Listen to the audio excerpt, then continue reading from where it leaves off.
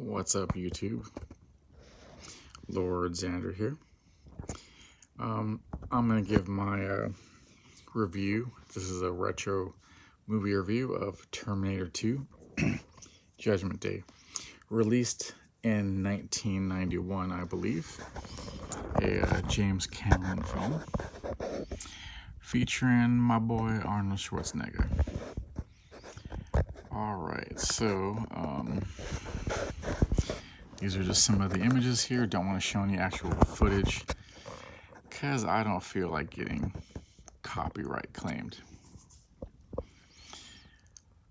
So, of course, this is another movie poster. We have Linda Hamilton playing Sarah Connor and Edward Furlong playing John Connor. And, of course, as the major antagonist, Robert Patrick as the T-1000, and awesome villain in this movie. I don't believe, in my opinion, he's been portrayed any better. I think he even did a better job than Arnold Schwarzenegger did in Terminator 1 as the T-800.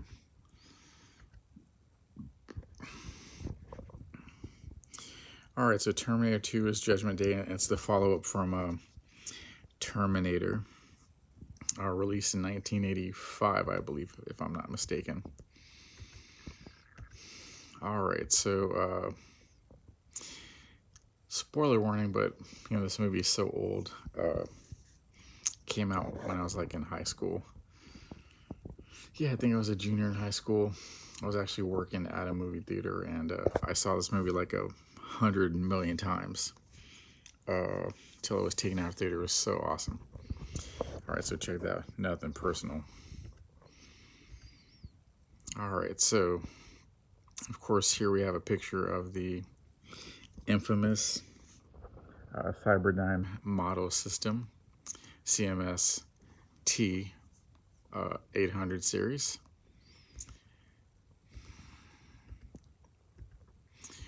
Alright, so I think I have a picture queued up of it. Alright, so one of the coolest parts in this movie was, of course, the future war that we got more of in this movie. So here we have a Terminator hunter-killer on the tank form.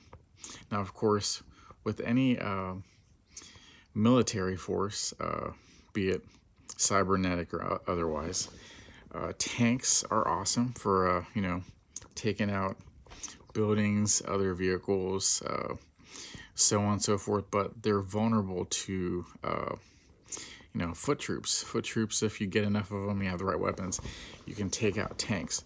So the Terminator, the T-800s that weren't fitted with human skin and weren't programmed for infiltration, would walk alongside the tanks. So a couple of cool images of the T-800. So it had twin linked plasma cannons as the weapons. And of course, it would just roll over anything that got in its path. All right, of course, we also had air support. So we had the hunter killers that were flying in the air. And of course, here's some drones. So inspired by I guess one of the other movies, but there's a one on the base. And of course from the movie, so these were the aerial hunter killers.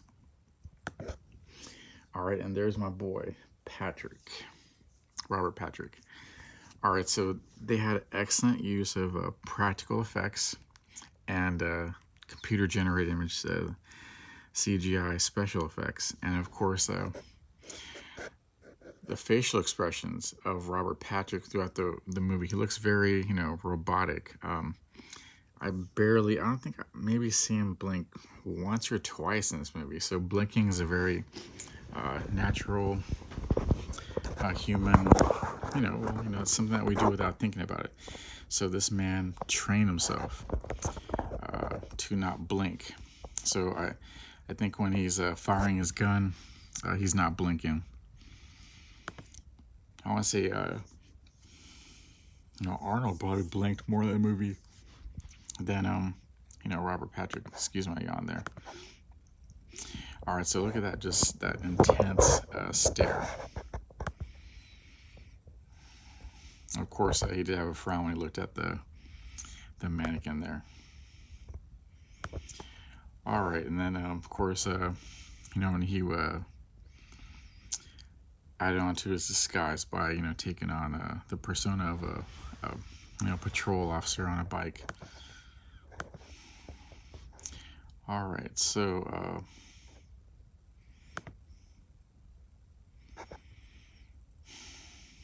he looked like Billy Joel.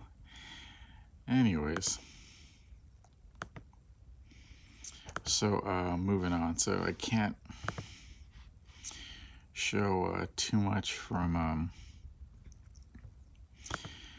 the movie because, like I said, if I show you any video, I'm gonna get like copyright striked, and my channels are way too small for me to even worry about that stuff, or to get copyright strike on it. But let's see, let me look at one of the scenes I'll show you here.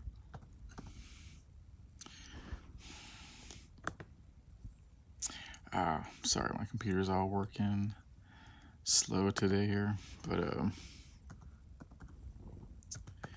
let's see, Terminator. If I could type, that would be awesome. Terminator 2. Let's see, let's go with the bar scene.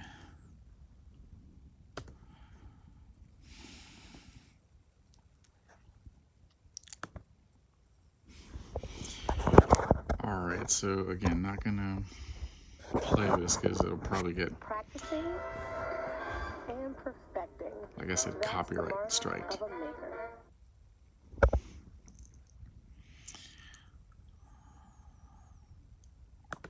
So let me just pause. So basically, when he teleports in, he's naked. He goes up to a bar. It's full of bikers, kind of a scumbag criminal types.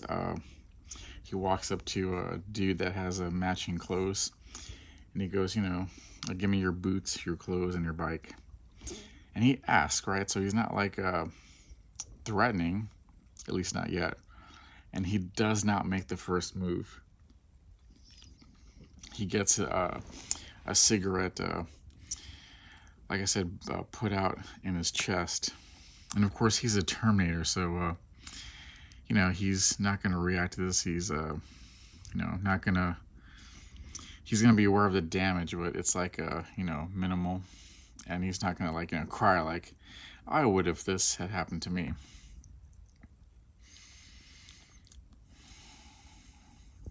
But yeah, so there's a guy. So, a couple of bikers attack him after he is provoked. And the first clue that I was given that he was a good guy was he didn't kill these dudes outright when he easily could have. He just, beats them up, gives them a good thrashing here.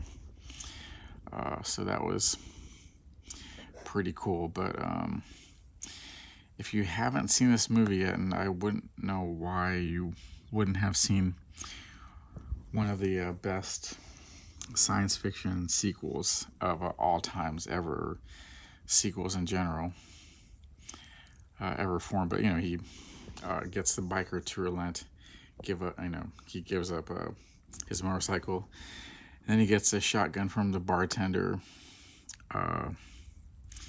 and with the sunglasses, and of course they play Bad the Bone in the movie, so.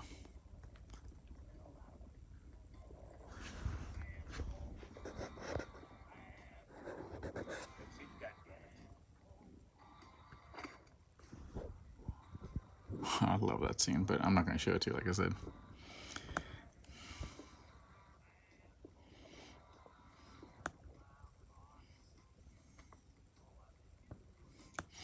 Now, also in the deleted scene, which if you know, it would be very easy to get a copy of the extended deleted scenes here.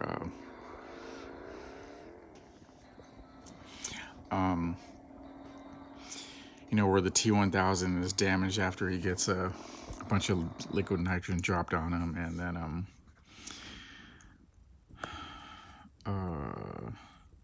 you know, the other scenes in the movie. I can understand they were cut out for time and all that, but you know, I think it was one of the better films. Now, also on this channel, I have reviews of Terminator comic books. Just in case you confused it with Los Angeles 2029 BC. Let me lower Movie this saved so I some money know. by creating post-apocalyptic playground scene out of B-roll footage of regular old Los Angeles school system. All right, so the Terminator comic books that came out, the timeline for most of them is after the first Terminator movie, but before typically this movie, the Terminator 2 movie. And they did a real good job overall of you know, bringing the Terminators into a relevant story that didn't destroy the canon, didn't crap on John Connor or Sarah Connor, or, you know, Kyle Reese didn't mess with the canon, unlike you know, as they say, as I call it, Terminator Dark Fate, but I call it Terminator Dark Fake. This movie just totally, you know, trashes, you know, the Terminator franchise as a whole. It craps all over T1 and T2, and then takes elements from the other Terminator movies that we've seen before, and they could have had a gem on their hand, but they pretty much took you know, victory yeah, or took defeat out of the jaws of victory. So yeah, as you can see, it was garbage. So I agree, and in my opinion, and probably because it did so poorly in the box office, that it has utterly destroyed any chance of it, you know, continuing the series.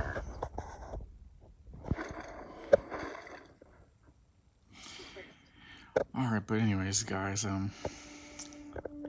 thanks for watching, and we'll see you at the next video. Please leave a like, subscribe, 1997.